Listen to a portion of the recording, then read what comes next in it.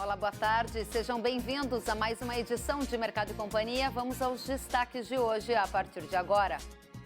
Em meio à pandemia, PIB do agro sobe pelo terceiro mês consecutivo e acumula alta superior a 3%. Chuva chega com força no sul do país e com estrada inundada, caminhões tombam em rodovia. Em Mato Grosso, colheita aumenta a circulação de pessoas nas fazendas e cuidados com a Covid-19 são redobrados no campo. Dólar sobe ou desce? Vice-campeão de acertos em projeção de câmbio na pesquisa Focus explica qual a tendência para a moeda. Produtores rurais relatam dificuldades para renegociar dívidas e governo estuda alterar regra para a prorrogação de prazos. Tem tudo isso, tem muito mais. Agora, o Mercado e Companhia já está no ar. Uma das grandes dúvidas da nossa audiência neste momento é se o dólar sobe ou desce. Por isso, a gente convidou o vice-campeão de acertos em projeção de câmbio na pesquisa Focus do Banco Central para explicar qual a tendência da moeda. Thomas Goulart, economista-chefe da Novus Capital, já está conosco. Seja muito bem-vindo, Thomas. A moeda norte-americana vai subir mais ou vai cair mais? Qual é a tendência? Boa tarde. Na nossa visão, a gente acha que ainda há um pequeno espaço para apreciação do real.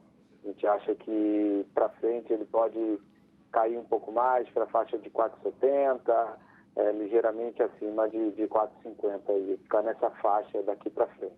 E o que motivou esse movimento de queda para a moeda norte-americana que nós temos observado nos últimos dias e que faz com que você, vice-campeão aí de acerto em projeção de câmbio, observe uma tendência de queda ainda maior? O primeiro ponto é o cenário global. A gente, durante a crise da pandemia, teve uma demanda muito forte pela moeda americana, porque é o refúgio, né? Todo mundo foge justamente para aquilo que você mais confia, que é o dólar. Desde o momento em que você teve um pacote de estímulos gerado pela China e desde o momento que você teve a tendência de união fiscal na zona do euro, com a Alemanha e França, de alguma forma a demanda excessiva pela moeda americana reduziu. Isso permitiu com que você tivesse um enfraquecimento do dólar no mundo. E concomitante a isso, a gente teve a redução das tensões entre executivo e legislativo, executivo e judiciário dentro do Brasil, que também fez com que você reduzisse o prêmio que você cobra dos ativos brasileiros. Então você teve um cenário global muito positivo para as commodities, e aí, como a gente é grande exportador de commodities, a gente se beneficiou desse movimento e ainda teve o fenômeno doméstico de diminuição do prêmio de risco cobrado pelos ativos brasileiros. Agora, nesse mesmo contexto, a gente tem uma das taxas de juros mais baixas da história, que em parte limita essa atratividade do capital estrangeiro e pode limitar quedas mais acentuadas do câmbio. O que você acha disso? Sim, o diferencial de juros ele vem atuando para fazer com que você tenha uma moeda mais depreciada desde 2016, 2017, quando a gente começou o processo de redução da taxa Selic. Agora a gente está consolidando um ambiente de Selic mais baixa. Obviamente que por conta da pandemia e da recessão que foi gerada, a gente precisou levar a Selic ainda num patamar mais abaixo, mas a gente acha que o movimento de depreciação gerado pela Selic mais baixa, ele aconteceu mais para os anos anteriores e não muito para o que aconteceu, não para o momento de agora. Se a gente consolidar num patamar mais baixo de taxa Selic, é o que a gente até espera, que a taxa Selic caia ligeiramente abaixo de 2 e permaneça nesse nível por um período de tempo, isso impede com que a moeda apresente uma apreciação que leve muito abaixo de 4,50. Então, acho que o diferencial de juros vai atuar para impedir com que a gente tenha uma apreciação significativa da moeda. Agora tem um outro fator que ronda as mesas aí do mercado financeiro, que é a preocupação com uma segunda nova onda de novo coronavírus. À medida que as economias ao redor do mundo começam a retomar as atividades gradualmente, ocorre também uma preocupação quanto a esta segunda nova onda. O mercado vê com otimismo a retomada da economia ou há um cenário de preocupação rondando ainda sobre Covid que pode impactar mais no curto prazo na formação do câmbio? A gente Com relação ao Covid, a gente está olhando quem começou esse processo, né? A gente está olhando para a Ásia, apesar deles terem uma capacidade maior de testagem, de controle sobre a população. A gente está olhando para a Ásia, está vendo que não está tendo uma segunda onda de contágio muito significativa. A gente olha para a Europa, vê o mesmo acontecendo. Se você pegar a Alemanha, tem mais de um mês que você começou a fazer a liberação do lockdown na Alemanha. Então, de alguma forma, as experiências que aconteceram até o momento, o próprio Estados Unidos teve diversos estados que fizeram a liberação do lockdown, mesmo com a curva da doença descontrolada, e eles todos não tiveram segunda onda. Então, de alguma forma, esses primeiros ensaios com relação à saída do lockdown, eles estão sendo bem sucedidos para conter uma segunda onda. A gente teve essa onda recente de protestos nos Estados Unidos, que vai ser muito interessante, porque você teve aglomeração. Então, a gente vai precisar observar se a gente vai voltar a ter um problema de coronavírus nos Estados Unidos por conta dos protestos. Sim, eu acho que o mercado fica um pouco preocupado, mas se nas próximas 2 semanas a gente não tiver um repique da doença nos Estados Unidos, eu acho que o mercado vai estar mais tranquilo e mais confiante de que essa segunda onda não vai ser tão poderosa quanto a primeira. Agora, a gente sabe que acertar a taxa de câmbio é uma das questões mais difíceis que tem. Você está aí com um ranking de vice-campeão entre mais de 100 instituições financeiras que são consultadas pelo Banco Central do Brasil, e você está dizendo para a audiência do Canal Rural que vê dólar a 4,70 no fim do ano, enquanto a mediana da pesquisa Focus aponta para 5,40 no fim do ano. Dá quase R$1 aí de diferença, o que é bastante relativo. O que os outros veem que você não vê, ou que você coloca menos peso, que o mercado coloca mais peso?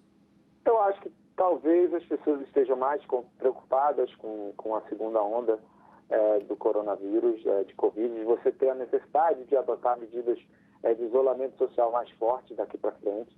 Então, isso daí deveria gerar um novo movimento de dólar forte. Eu acho que as pessoas não estão tão confiantes na união fiscal na zona do euro. A gente acha que a união fiscal na zona do euro é um elemento que ajuda muito no enfraquecimento do dólar à frente. Tá bem. E também preocupado, de alguma forma, com a dinâmica fiscal no Brasil e a dinâmica política no Brasil, na relação entre executivo, legislativo e judiciário, que fez com que a gente tivesse uma depreciação muito expressiva ao longo de abril. A gente acha que esses efeitos não vão estar mais válidos de hoje em diante. Ou seja, eles têm um peso menor e isso fortalece a sua tese de 4,70, né, Thomas? Muito obrigada pela presença, a gente agradece pelos detalhamentos aí para mercado de câmbio, que muito interessa a nossa audiência. Bom trabalho para você, volte sempre. Muito obrigado, eu que agradeço. O PIB do agronegócio subiu pelo 3º mês consecutivo, puxado pela alta de preços e por expectativas de uma maior produção. Segundo dados do CPEA da Exalc-USP, em parceria com a Confederação da Agricultura e Pecuária do Brasil, no acumulado deste ano, o crescimento é de 3,29%. O PIB do agronegócio brasileiro avançou 0,94% em março. Esse é o 3º mês seguido de valorização do indicador. Nos primeiros 3 meses do ano, o crescimento do PIB do setor ficou em 3,29%, equivalente a 55 bilhões de reais. O resultado positivo foi puxado pela alta de preços e expectativas de uma maior produção de grãos no país. O estudo mostrou ainda que todos os segmentos que compõem o PIB do setor registraram elevação de janeiro a março deste ano. Na atividade primária, a alta foi de 5,85%, serviços 3,53%, agroindústria 1,41% e insumos 0,43%. No segmento primário, destaque ficou para o ramo pecuário, que teve crescimento de 6,11% no mês, ou 34 bilhões de reais no mês. Enquanto no agrícola, a alta foi de 1,91%, igual a 21 bilhões de reais. E com o aumento no ritmo da colheita de culturas como milho e algodão, cresce a movimentação de caminhões e o trânsito de pessoas nas fazendas. Lideranças do agro alertam para a necessidade de redobrar cuidados de higiene para evitar a contaminação da Covid-19. Nós vamos até Mato Grosso conversar com o jornalista Luiz Patroni, que está acompanhando este assunto junto com os produtores rurais, as lideranças do estado, que estão aí empenhadas no trabalho de colheita, mas também no trabalho de garantir a segurança e higiene de todos para evitar o contágio, não é? Exatamente, Keren. Boa tarde para você, boa tarde a todos. Você disse tudo, Keren. Essa é a intenção, né? Manter a Covid-19 longe do campo, né? Como estava acontecendo até então, né? Porém, com esse aumento da circulação, da movimentação nas fazendas, né? São muitas pessoas aí que vão passar pelas propriedades aí nessas próximas semanas, nos próximos meses, com a intensificação da colheita, tanto do milho quanto do algodão, é preciso sim reforçar os cuidados, redobrar a atenção com as medidas de higiene e, por isso, as lideranças do setor estão reforçando essas orientações e os produtores, claro, por sua vez, estão também implantando e reforçando essas medidas dentro das propriedades para garantir que tudo ocorra conforme o cronograma previsto dentro do que manda, né, o figurino. Aliás, Kellen, essa preocupação ela também acontece no momento em que o número de casos, né, confirmados pela Secretaria de Saúde do Estado tem aumentado expressivamente, né? Já há municípios aqui em Mato Grosso já implantando medidas de lockdown, então é um temor, né, muito grande nesse momento que coincide justamente com a colheita, com a intensificação dos trabalhos de campo. A gente preparou uma reportagem com essas orientações que vêm do campo e com também as medidas adotadas pelos produtores e a gente vê agora, olha só. A movimentação nas fazendas é intensa nesta época do ano em Mato Grosso. É tempo de colheita e conforme as máquinas avançam sobre as lavouras, a circulação de pessoas no campo também fica maior, exigindo mais cuidados para proteger colaboradores e agricultores da Covid-19. Nos últimos 10 dias, o número de casos confirmados pela Secretaria de Saúde do Estado cresceu significativamente, saltando de 2.413 para 4.504 confirmados ontem. A única certeza que nós podemos lhe dar nesse momento é que não haverá leito suficiente de UTI para atender a todos. Que em breve nós estaremos passando por uma dificuldade imensa com a falta de leitos no estado de Mato Grosso. Diante do salto de 86%, os produtores redobraram a atenção. O Sindicato Rural de Sinop reforçou a importância de manter o alerta no campo.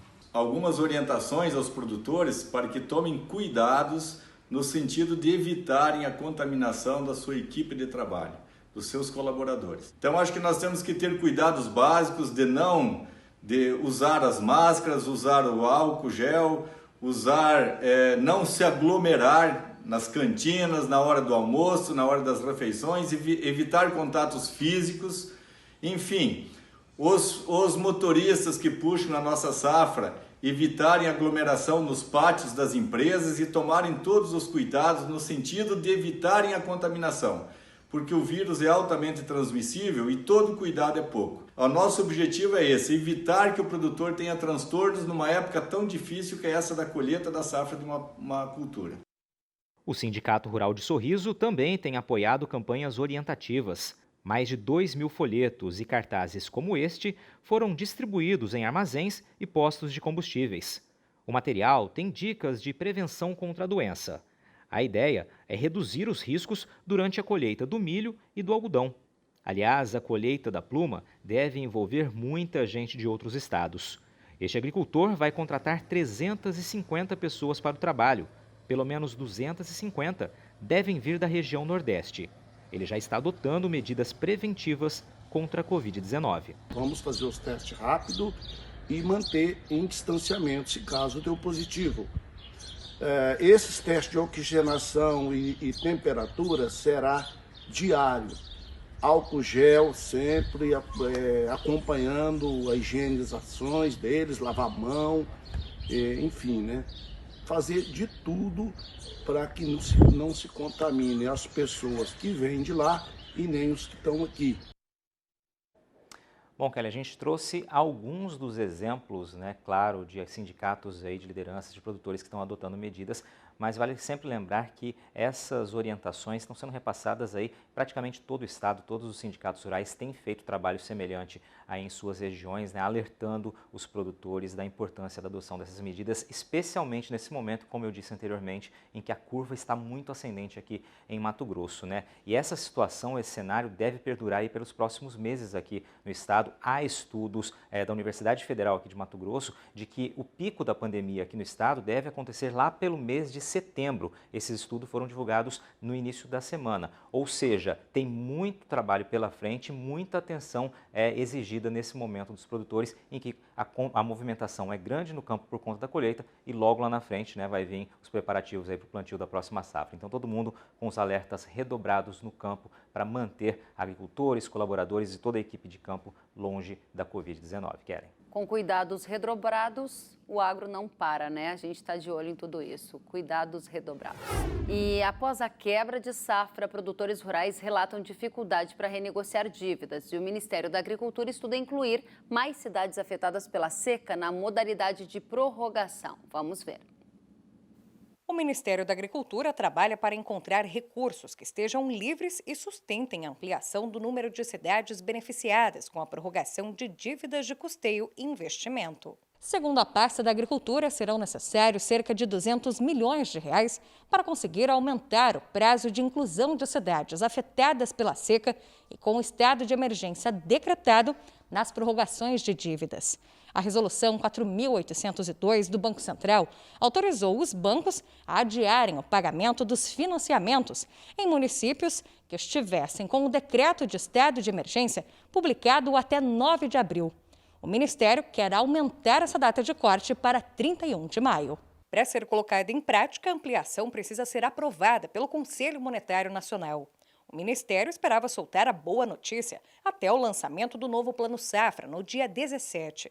Mas, sem a confirmação sobre a fonte de recursos a ser utilizada, essa expectativa deve ser frustrada. Na ponta do problema, produtores temem que essa ação ainda não seja suficiente. Tirando o Banco do Brasil, o Banco Sicredi e Banrisul, está havendo grandes dificuldades em renegociar dívidas com bancos privados e bancos de fábrica, certo? Alguns desconhecem as resoluções, outros ignoram. Né? E tem um detalhe que fala muito bem na resolução do Banco Central, que é uma autorização que os bancos estão autorizados, não estão obrigados. Então eu já ouvi de banco de fábrica dizer que, bem claro, que o banco não é obrigado a fazer a renegociação. E o que pode nos deixar numa situação bem complicada, bem difícil. Então, abraçando isso, eu lembro os seguintes produtores, que esse é o ano de tirar a febre e quais são os bancos parceiros do produtor. No Poder Legislativo, parlamentares tentam conseguir apoio aos produtores rurais por meio de projetos de lei. O deputado federal Jerônimo Girgen apresentou uma emenda pedindo a inclusão de agricultores e pecuaristas na medida provisória 975, que cria o Programa Emergencial de Acesso ao Crédito para Pequenas e Médias Empresas. E com isso nós estamos trabalhando já há 3 ou 4 anos junto ao BNDES para que tenhamos uma securitização usando os recursos do banco ou uma medida que venha do governo. Lamentavelmente, isso não destravou, como nenhuma das linhas para os demais setores econômicos tem sido acessadas. Por isso, nós trabalhamos na medida provisória 975, emendas que possam alterar essa situação, até porque a última notícia que recebi da diretoria do BNDES no Rio de Janeiro é que está havendo um retrabalho nas linhas de repactuação e que, no meu ponto de vista, vai demorar um bom tempo. Antes de agosto, setembro, nós não teremos nenhuma disponibilidade aos produtores para tratarmos do tema do endividamento agropecuário. Sentiu falta de algum conteúdo? Acesse canalrural.com.br.